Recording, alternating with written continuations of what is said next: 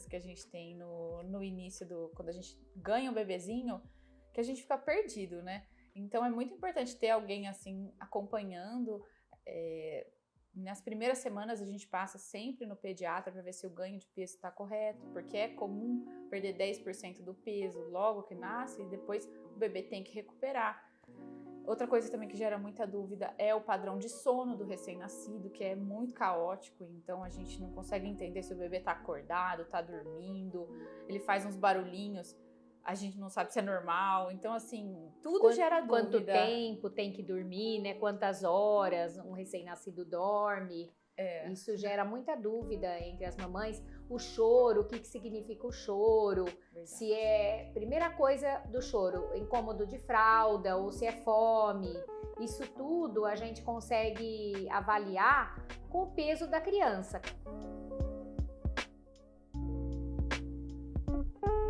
Que é isso mesmo, nos primeiros 10 dias perde 10%, aí recupera o peso com 15 dias e tem uma quantidade de gramas, né, por dia, dependendo de cada bebê.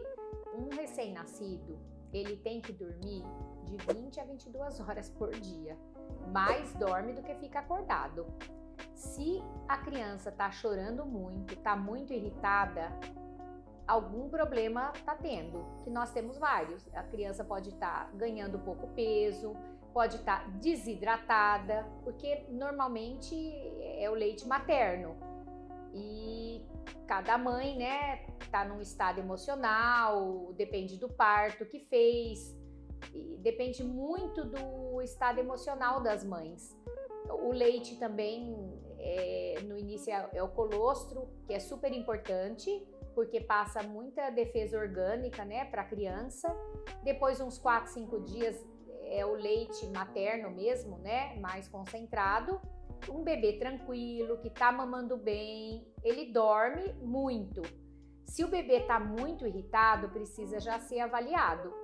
Pode ser uma infecção urinária, pode estar com icterícia, ou se ele estiver muito sonolento, amarelinho, que é uma condição que acontece com muita frequência, é a icterícia. Lógico, cada criança é uma criança, a gente também acompanha o desenvolvimento, a qualidade de vida do bebê, se está um bebê irritado, se é um bebê calmo. Isso tudo a gente avalia numa consulta de puericultura, porque até um aninho a gente chama puericultura esse acompanhamento.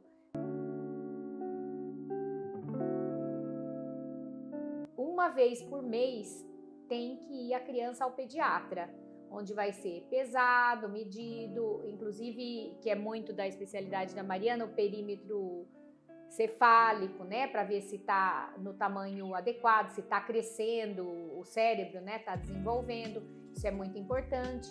E aí a gente avalia nas consultas os sinais, né, o desenvolvimento da criança, os sinais, né, de crescimento.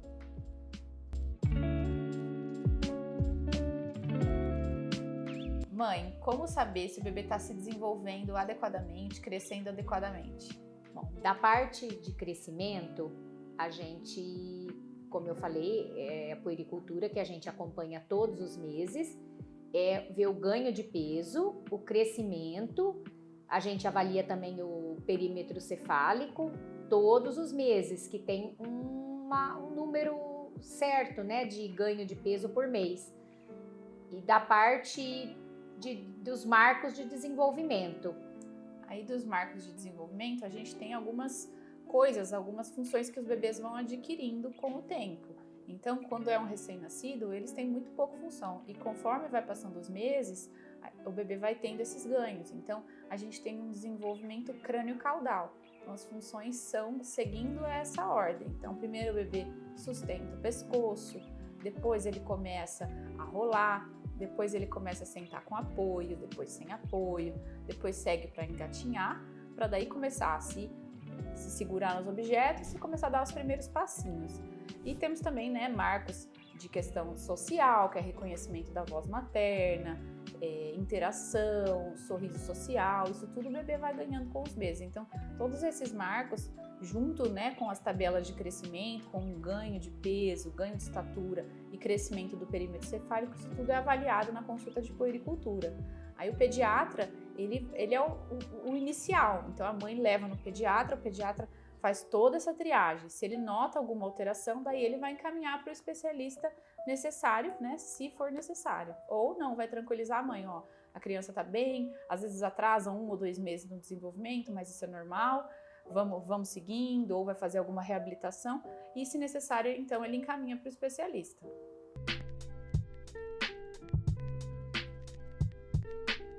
Mãe, quais são as principais vacinas do primeiro ano e qual que é a importância das vacinas?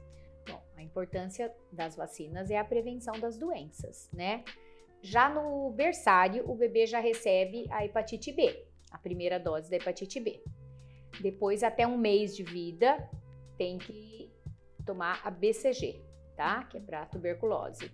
Aí, com 2 meses, tem a meningite, com a difteria, tétano, coqueluche, hemófilos. 4 meses repete essa dose da tetravalente. Também tem a rotavírus, que é para prevenir diarreia, as pneumocócicas, né, para prevenir pneumonia. Então, e tem a dose e os reforços. Então, o primeiro ano de vida até 9 meses, né? 9 meses tem a febre amarela.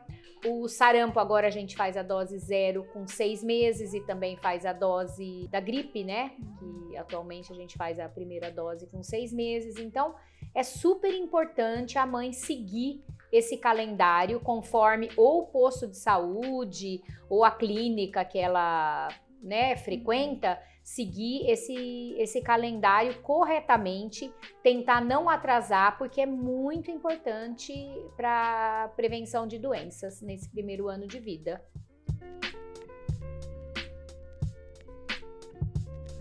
Mãe, quais são os principais cuidados com o bebê recém-nascido, especialmente nos prematuros? Os principais cuidados são manter o bebê hidratado, alimentado e evitar contato em ambientes fechados, com muita gente, evitar visitas. Eu, particularmente, sou contra as visitas de recém-nascido, de bebês, até os 4, 5 meses. Porque a pessoa chega da rua, pega a criança, quer segurar. Muitos não lavam a mão, né? Muitos não lavam a mão. E o bebê, ele não tem defesa nenhuma, ele está construindo. O sistema imunológico é como fosse uma casinha em construção, tem vários pilares, né, que vão formar o sistema imune da criança. Higiene, sono regular, uma rotina, estabelecer uma rotina, né, uma rotina de banho, sono, estimular o bebê, mas também não muito, e evitar sair em lugares fechados, aglomerados. Eu vejo assim muita mãe com um bebê no shopping e eu quase morro, né? A minha vontade é falar com um bebê recém-nascido no shopping ou em supermercado, em ambientes assim fechados. Eu oriento a não frequentar, a ficar em casa, sair para um passeio num jardim, num parque, né? Um lugar aberto. Um lugar aberto. E prematuro, o cuidado é mais intenso, porque o prematuro, ele nasceu antes do tempo, né? Aliás, como a minha neta, Clara, que nasceu com 35 semanas, mas nasceu bem, graças a Deus, não precisou de nenhum cuidado intensivo em UTI, saiu bem, mas nós mantemos ela em casa, né? O primeiro almoço fora, ela tinha quase 5 meses, né? Então, assim, o bebê prematuro, ele requer muito cuidado, mas muito cuidado, porque ele não tem defesas, né? E é isso que eu oriento as mamães. E outra coisa também é que o prematuro, ele nasceu antes, então a gente tem que ter bastante paciência, porque ele tá imaturo, né? Se um bebê recém-nascido já é difícil, então o prematuro, ele é mais difícil ainda. Então, os padrões que a gente espera observar num bebê recém-nascido a termo, né, que nasceu no tempo normal, no bebê prematuro às vezes não acontece esses padrões, então é tudo mais caótico ainda. O sono, o padrão da mamada, a dificuldade da mamada. Então, assim, o que eu recomendo como mãe de uma prematura, que apesar de tudo não foi assim uma prematura que exigiu muitos cuidados, é muita paciência nessa fase. E cuidado, né? E também o desenvolvimento da criança. Não dá para esperar que o prematuro tenha um desenvolvimento como um bebê a termo, né? O tempo. Então tem que ter um pouco mais de calma com essa parte dos marcos, né? Do desenvolvimento. Cada criança tem o seu tempo. Logicamente, o pediatra acompanha. Se vê que está fugindo muito desse tempo de normalidade, aí tem que avaliar melhor, fazer exames, encaminhar para o especialista. Outra coisa é que o prematuro, principalmente os prematuros mais extremos, eles são em geral acompanhados por vários especialistas. Então o pediatra logo na primeira consulta já encaminha para neuro, para fisioterapeuta, enfim, uma série de profissionais que vão ajudar nesse acompanhamento também. Sim. Isso também se não apresentar refluxo, gastro. O prematuro tende a ter algum problema respiratório já no nascimento, aí tem que ser acompanhado por um pneumo, né?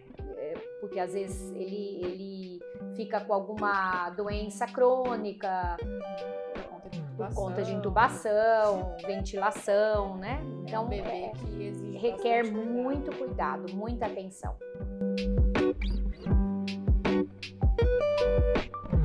Agora um assunto polêmico, as cólicas.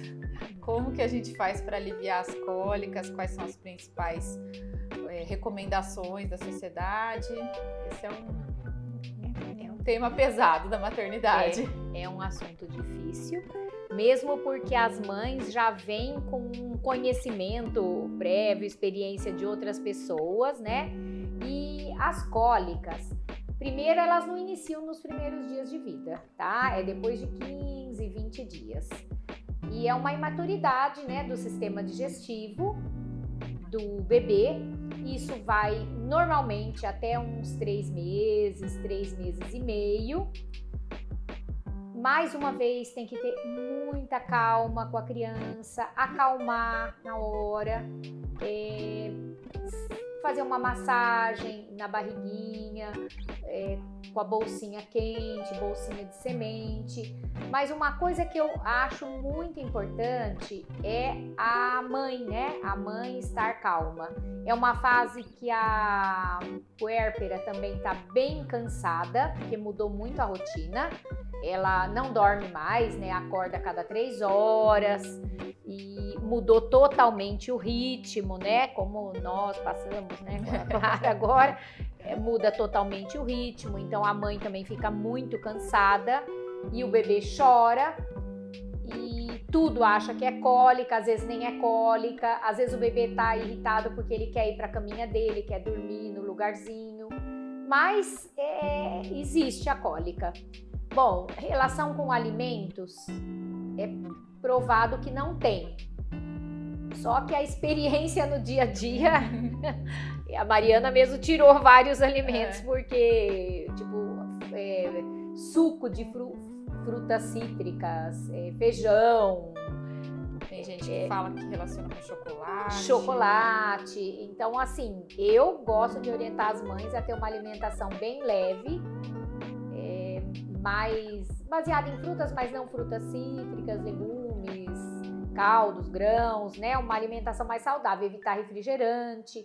Mas já é comprovado que isso não tem nenhum fundamento científico, tá? Mas realmente, assim, quem é mãe, vó, passa pela experiência, entende que às vezes a criança tem sim alguma irritabilidade, quando a mãe tomou um suco de laranja, e nós vimos, né, com a Clara, suco de maracujá. Eu tive um episódio de que eu comi muito abacaxi, e a Clara... E no outro dia minha filha chorou muito, então daí eu tirei o abacaxi. A gente não sabe se tem alguma relação ou não, né? Os estudos falam que não tem, mas na dúvida, você que tá ali naquele perrengue, você tira. Você tira, Outra coisa também são os probióticos, né? Que também não tem uma comprovação muito efetiva. Tem gente que usa e acha que melhora, tem gente que usa e acha que não melhora. No meu caso, eu usei e achei que não melhorou.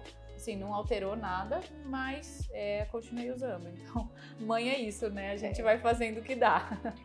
Probióticos é um medicamento que ajuda a deixar a flora mais próxima do natural, ajuda a proteger, né? E esse intestino a desenvolver. Então, são medicamentos... Ele meio que modula as bactérias do intestino. Eu costumo prescrever. eu passo e eu vou falar, eu gosto do resultado. Ela fala que a Clara não, mas pra mim não teve tomou assim, até pouco tempo. Ela tomou, mas eu não achei que antes de tomar e depois que teve grande alteração, mas eu continuo usando, porque eu já tinha comprado. Não, mas a Clara nem teve muita cólica. Não teve. Não, ela tem bebê que a gente escuta que chora por 3 horas, assim, nesse caso é até importante fazer uma avaliação mais aprofundada, porque pode ser refluxo, pode ser até outras coisas que não sejam só a cólica, né?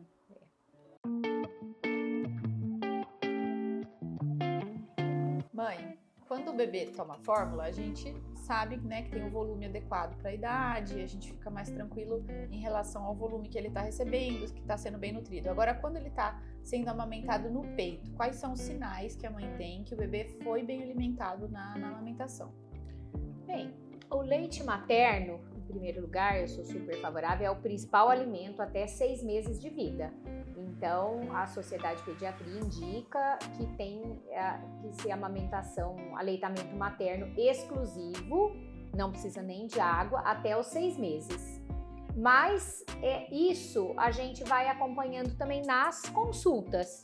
E com o que a mãe passa para o pediatra, né? Se o bebê tá tranquilo, ele mama e não chora, em seguida fica tranquilo. Lógico, até os 3 meses confunde muito com cólica, né?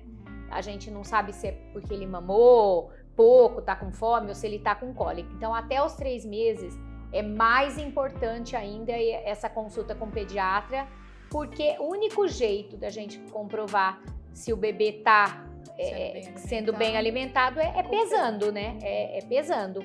Tem a quantidade, que nem nos primeiros 3 meses de vida, tem que ganhar de 25 a 30 gramas por dia, tá? Isso não é uma regra que a gente segue à risca, porque se o bebê estiver ganhando menos e estiver com desenvolvimento normal, estiver dormindo bem, estiver tranquilo, a gente continua com leite materno, com aleitamento materno.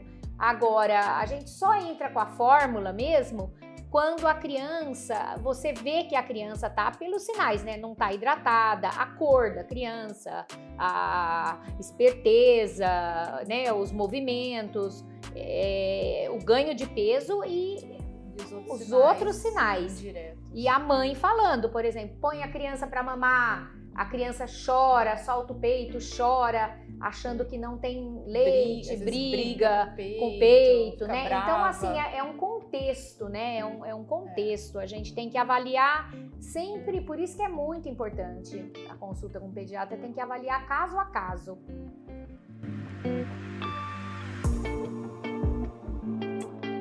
Mãe, é normal ter icterícia no bebê recém-nascido e quando que a gente como mãe deve se preocupar com isso? Não é uma condição normal, mas é muito frequente, né? Isso, icterícia, para explicar, é quando o bebê fica amarelinho. Isso para os pais entenderem, para as mamães entenderem, é quando o bebê fica bem amarelinho. Inclusive, a gente tem, a gente chama de zona, né? Zona 1, 2, 3. Quando vai para as perninhas é que os pais têm que se preocupar e já procurar um pediatra ou um pronto-socorro. Então, a icterícia ocorre muito de uma incompatibilidade sanguínea, aí o que vai acontecer? Vai ser dosado sangue da mãe, sangue do bebê, e nós temos valores, né? A gente segue uma tabela, dependendo se tá num valor acima, né? A normalidade para a idade, que você tem que comparar com os dias de vida, aí a gente indica a fototerapia, que é um paninho de luz num bercinho, um bercinho aquecido, mas com luz, esse tratamento é feito assim. Não vou entrar nos detalhes científicos, mas é mais isso mesmo. Aí vai acompanhando até melhorar. E muita icterícia é fisiológica também. O bebê fica amarelinho, às vezes até 1 mês de vida e vai normalizando sozinho. Que eu escuto muito os tratamentos caseiros. Então, chá de picão a gente escuta. O banho de sol, que a gente até usa, mas também não é mais recomendado, né? Mas o que você acha desses tratamentos caseiros, esses tratamentos dos antigos? Eu sou bem favorável a algumas coisas dos antigos, mas isso eu sou totalmente contra, tá? Banho de picão, dar chá de picão para criança, nem pensar, sou super contra, tá? Banhinho de sol hoje em dia tá contraindicado, por causa até de incidência de câncer, das radiações infravermelhas. Mas assim, um pouquinho para o bebê sair no sol, 2, 3 minutinhos, e um passeio em local aberto é indicado até para a saúde do bebê e da mãe, né? Mas não tem nenhum tratamento, é só a fototerapia mesmo. Chá de picão chá de picão não, nunca chá de picão, nem chá de picão, ingerir, nem pensar. E nem banho, nem né? banho. Não, não tem nenhuma comprovação, não. Pode ser até perigoso. Pode ser até perigoso.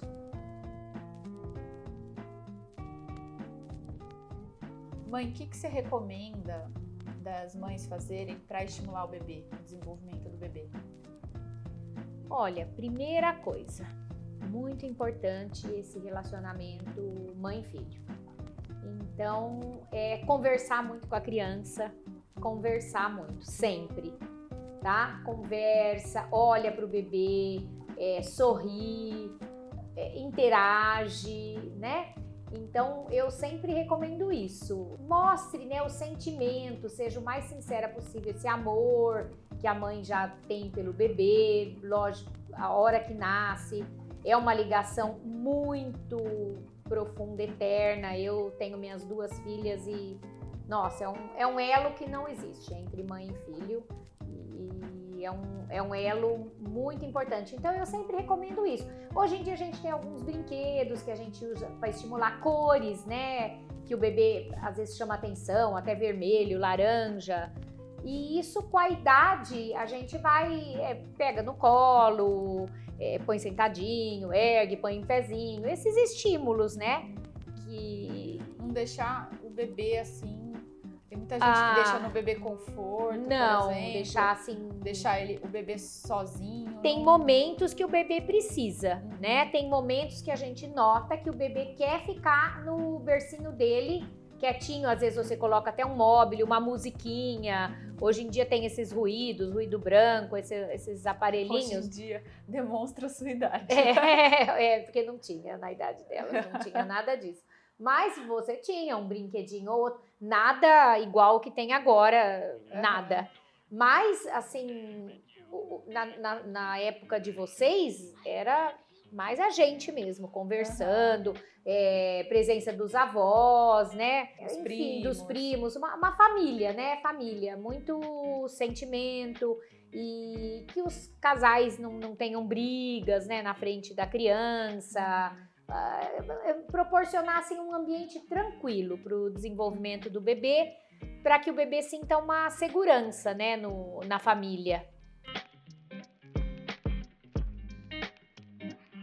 Quando a gente engravida, a gente vai atrás de fazer a lista, né, de coisas que a gente precisa comprar para o bebê. São várias coisas, é bastante gasto, principalmente para quem não estava tão programado para essa fase. E um dos itens lá é o bebê conforto. E eu, como neurocirurgia pediátrica, eu não gosto do bebê conforto, então eu nem comprei bebê conforto e eu quis fazer esse vídeo para alertar os pais, porque às vezes é um gasto a mais e o bebê conforto por si só ele traz algumas coisas negativas para o bebê. Então, a princípio, o bebê conforto ele é um instrumento de transporte do bebê. Então, o bebê, por via de regra, pode ficar no máximo 1 hora do dia naquela posição do bebê conforto, principalmente o recém-nascido, né? Que é o principal uso dele é para bebês pequenininhos. Então, o bebê conforto, aquela posição elevada, né, em torno de 45 graus, ela pode piorar as deformidades cranianas. Então, realmente não é indicado. Se você tá aí apertado no orçamento e tá pensando em adquirir um bebê conforto, não adquira. Eu não comprei, não é necessário. Se você tiver um carrinho, muitas vezes você já resolve o problema com o carrinho ou até com um sling, que é melhor e mais saudável para o bebê.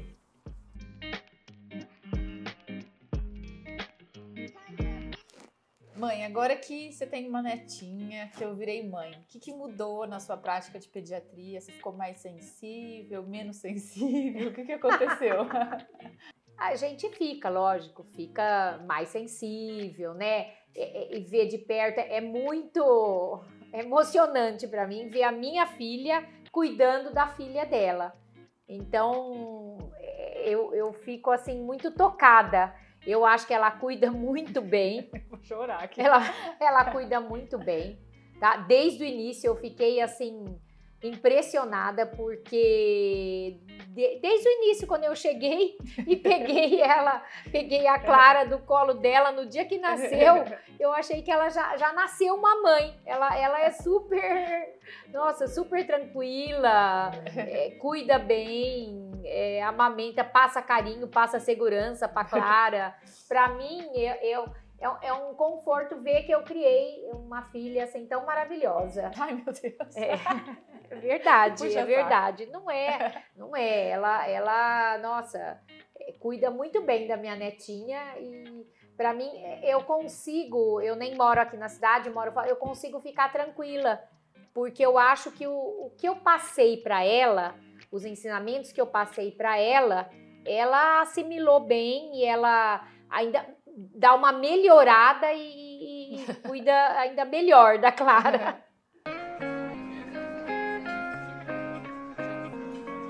Eu acho que os bebês, eles têm um formato meio parecido, assim. Então, assim, várias vezes eu vou examinar os bebês mais ou menos da idade da minha filha, parece que é ela rindo, os barulhinhos são iguais, a mãozinha na boca é igual, o rolar é parecido. Então, assim, parece que todo bebê ficou mais, assim, mais lindinho depois disso. Todos são muito parecidos e muito, assim, muito especial, sabe? Eu acho que antes, eu sempre gostei de criança.